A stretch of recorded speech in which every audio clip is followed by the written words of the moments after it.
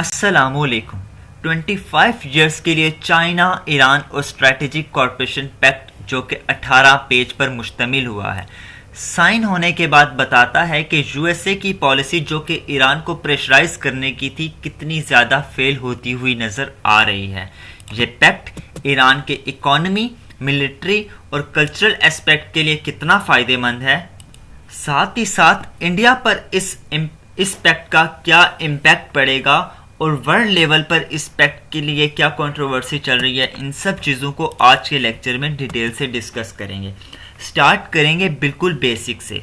Iran की population जो कि 8 करोड़ 30 लाख है और करेंसी की बात की जाए तो जिसका नाम है रियाल, इसको कंपेयर किया जाए पाकिस्तानी करेंसी रुपीस से तो 274 रियाल देने के बाद आपको 1 रुपया मिलेगा।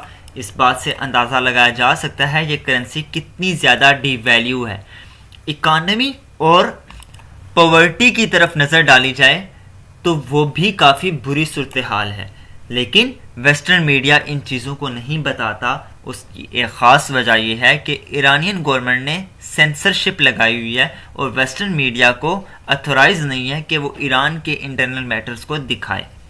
इसकी पॉवर्टी का अंदाज़ा इस चीज़ से भी लगाया जा सकता है कि ईरान इस टाइम FATF की ब्लैक लिस्ट पर है, जबकि पाकिस्तान FATF की ग्रे लिस्ट पर है। ब्लैक लिस्ट में होने का मतलब ये है कि कोई भी मुल्क ईरान के साथ ट्रेड नहीं कर सकता। जब इतनी पाबंदियां हैं, वेस्टर्न मीडिया कवरेज नहीं दे रहा, so why China? $1 billion question raise होता है कि चाइना ही इस पर इतना ज़्यादा इन्वेस्ट क्यों कर रहा है और चाइना को ईरान से ऐसा क्या फ़ायदा मिल रहा है, जबकि यूएसए, यूरोपीय यूनियन ने ईरान के ऊपर सैंक्शंस इम्पोज की गई हैं। और साथ ही साथ यूएसए ने यह भी अनाउंस किया है कि कोई भी मुल्क ईरान के साथ ट्रेड नहीं करेगा।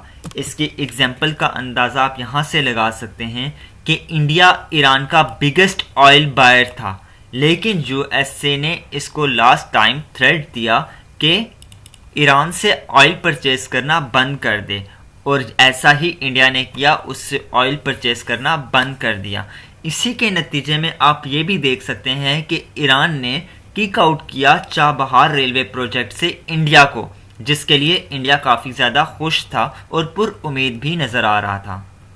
इस पैक्ट की बात की जाए, इतनी ज़्यादा सैंक्शंस के डर के होने की वजह से जब चाइना ने एंट्री की तो चाइना ने सबसे ज़्यादा ईरान से ऑयल परचेज किया फर्स्ट टाइम। डिप्लोमेट के आर्टिकल में मेंशन है China is buying record amount of Iranian oil. ये पैक्ट 3 चीज़ों को बताता है। नंबर 1, कोई भी मुल्क ईरान के साथ नहीं खड़ा था एक्सेप्ट चाइना, और सिर्फ चाइना ही था कि इतनी सैंक्शंस और इतना प्रेशराइज पॉलिसीज होने के बाद भी ईरान के साथ खड़ा रहा और एक लार्जेस्ट ट्रेडिंग पार्टनर बना, जिसकी ट्रेड अभी $20 बिलियन की है, जो कि रिड्यूस हुई है $50 बिलियन की। ये $50 बिलियन की ट्रेड उस टाइम थी जब ईरान के ऊपर सैंक्शंस नहीं थी। दूसरी बात का अंदाज़ा आप ये लगा सकते हैं कि शायद चाइना एक ग्रुप बना रहा है, एक एक्सिस बन रहा है अगेंस्ट यूएसए के खिलाफ, क्योंकि चाइना और यूएसए के टर्म्स काफ़ी टाइम से ख़राब थे जब से ट्रंप एडमिनिस्ट्रेशन आई थी 2018 से, और अब चाइना, रशिया, ईरान और पाकिस्तान ये एक कंप्लीट एक्सिस बन रहा है अगेंस्ट यूएसए। चाइना और रशिया दोनों कम्युनिज्म मुल्क वैसे ही चाइना अमेरिका के ख़िलाफ़ हैं, और ईरान और यूएसए की policies totally opposite to each other हैं, और काफ़ी ज़्यादा यूएसए की तरफ से ईरान के ऊपर सैंक्शंस भी थी। इसीलिए शायद चाइना ने ईरान को सपोर्ट किया। और पाकिस्तान को मेंशन करने की वजह यह है कि पाकिस्तान और चाइना बहुत क्लोज फ्रेंड्स हैं, और CPEC BRI की वजह से भी यहाँ पर एक एक्सिस के ग्रुप में मैंने इनको मेंशन किया है। तीसरी बात का अंदाज़ा आप यहाँ से लगा सकते हैं कि शायद ट्रंप के बाद जो बाइडेन एडमिनिस्ट्रेशन थी, इसकी पॉलिसीज़ काफ़ी ज़्यादा सॉफ्ट हैं अगेंस्ट ईरान और चाइना। इसी वजह से चाइना और ईरान थोड़ा क्लोज आ सके हैं। अब सवाल ये पैदा होता है कि जो 25 साल के लिए जो स्ट्रेटेजिक कॉर्पोरेशन पैक्ट साइन किया गया है, इस पैक्ट के अंदर है क्या, इस एग्रीमेंट के अंदर क्या है? याद रखा जाए कि चाइना जो भी एग्रीमेंट साइन करता है उसको हिडन ही रखता है, जैसे कि सी पैक की जितनी भी डील हुई है वो अभी तक पब्लिक नहीं किया गया, और इसी तरह 25 ईयर स्ट्रेटेजिक कोऑपरेशन पैक्ट है। लेकिन जो बातें मैं आपसे डिस्कस कर रहा हूँ ये सारी बातें ईरानियन फॉरेन मिनिस्टर ने डिस्क्लोज की हैं। अब इस पैक्ट के अंदर क्या है कि चाइना ईरान के पेट्रोलियम सेक्टर पर इन्वेस्ट करेगा $280 बिलियन। दूसरी बात यह है कि ट्रांसपोर्ट सेक्टर पर इन्वेस्ट करेगा $120 बिलियन। अब चाइना इतना ज़्यादा जो इन्वेस्ट कर रहा है, इसके बदले चाइना को क्या मिलेगा?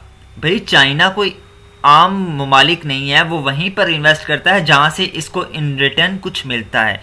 तो चाइना को ईरान से डिस्काउंटेड रेट पर ऑयल मिलेगा 8 to 12% इन एवरी परचेज। जितनी दफ़ा परचेज करेगा हर परचेज पे इसको 8 से 12% डिस्काउंट मिलेगा। और याद रहे कि चाइना की इकोनॉमी के लिए ऑयल कितना इम्पोर्टेंट है। तो जो $400 बिलियन की जो डील है, आप अंदाज़ा लगा सकते हैं, आप समझ सकते हैं कि चाइना के लिए $400 बिलियन के बदले चाइना इनसे $1000 बिलियन लेगा। इंडियन यूट्यूबर्स और इंडिया मीडिया ये भी बता रहा है कि ये जो पैक्ट साइन हुआ है इससे इंडिया की इकोनॉमी को काफ़ी ज़्यादा फ़ायदा मिलेगा, और साथ ही साथ ये भी बता रहा है कि ये सी पैक्ट से 2 गुना ज़्यादा बेहतर है। लेकिन याद रखा जाए ये पैक्ट जो साइन हुआ ये सिर्फ $400 बिलियन का है, जबकि सी पैक का जो प्रोजेक्ट है वो सिर्फ $48 बिलियन का सिर्फ इनिशिएटिव है, और वो प्रोजेक्ट एक्सपेंड करेगा टाइम टू टाइम। ये बात मिस मैनिपुलेट करने के लिए इंडिया कर रहा है कि ये प्रोजेक्ट बड़ा है, और सी पैक कितना बड़ा प्रोजेक्ट है इसकी आप डिटेल लिंक गिवन पर पढ़ सकते हैं। फिर आगे बात की जाए तो SCO member, Shanghai corporation organization के जो मेंबर्स हैं वो टोटल 8 मेंबर्स हैं, लेकिन इसके बाद ईरान को भी परमानेंट मेंबरशिप का स्टेटस मिलने के चांसेस हैं 1 से 2 साल में, जबकि ईरान अभी एक ऑब्जर्वर स्टेट है। अब बात करते हैं कि इंडिया की इकोनॉमी को इस पैक्ट से कोई फ़ायदा मिलेगा, ये पैक्ट इंडिया के लिए बेनिफिशियल है? तो इसका सिंपल आंसर है नहीं, नेगेटिव इम्पैक्ट पड़ेगा। 3 बातें आपके सामने डिस्कस करूंगा। 2008 में फरजाद ऑयल फील्ड पर इंडिया ने कहा था कि हम ईरान को सपोर्ट करेंगे और इंडिया ईरान के साथ मिलकर काम करेंगे, लेकिन ईरानियन गवर्नमेंट ने बगैर इंडिया के ही वो काम स्टार्ट कर दिया, क्योंकि ईरानियन गवर्नमेंट इंडिया के साथ इंटरेस्टेड नहीं थी। दूसरा पॉइंट, ईरान ने किक आउट किया इंडिया को चाबहार रेलवे प्रोजेक्ट से, और बताया कि इंडिया की वो कैपेबिलिटी नहीं थी, इंडिया से जो काम डिमांड किया जा रहा था इंडिया वैसे नहीं कर रहा। यहाँ से भी इंडिया को किक आउट किया। अब इंडिया की नज़र है कि जो चाइना है वो ईरान का नॉर्दर्न एरिया डेवलप करेगा, उससे इंडिया की इकोनॉमी को फ़ायदा मिलेगा। मतलब कि इन 2 पॉइंट से आपको अंदाज़ा लगाया जा सकता है कि ईरान इंडिया के साथ इंटरेस्टेड नहीं है, लेकिन अब इंडिया किसी तीसरे मुल्क को देख रही है कि उसकी वजह से हमारा भला हो जाए। मैप में मैं आपको समझाता हूँ कैसे। इस ग्लोब में आप देख सकते हैं ये है हमारा प्यारा मुल्क पाकिस्तान, और अब ईरान जो है इंडिया जो है उसकी नज़र है कि जो ईरान का northern area southern area develop होगा उससे हमें यह फ़ायदा मिलेगा कि यहाँ से जब इनकी ट्रेड होगी ईरान से निकल कर, इराक से निकल के ये यूरोप तक अपना जो ट्रेडिंग रूट है वो इस्तेमाल कर सकते हैं, या अफ़गानिस्तान तक ईरान से अपना जो ट्रेड है वो अफ़गानिस्तान तक लेके जा सकते हैं, जो कि यहाँ पर ये मौजूद है। इससे इंडिया की गवर्नमेंट को इतना फ़ायदा होना या ना होना बात की बात है, क्योंकि अभी चाइना की पॉलिसीज़ ईरान के साथ क्या डील साइन होती है वो अलाउ करेंगे नहीं करेंगे उन सब को डिस्कस नहीं किया जा सकता, लेकिन ये कहा जा सकता है कि ये अल्टरनेट टू स्विस कैनाल है। अभी स्विस कैनाल के ब्लॉक होने से आप देख सकते हैं कि कितनी ज़्यादा यहाँ पर छोटा सा स्विस कैनाल का जो कैनाल बनाई गई थी, और ये trading route biggest trading route है, और यहाँ पर सारी शिप्स एक ब्लॉक होकर रह गई थी।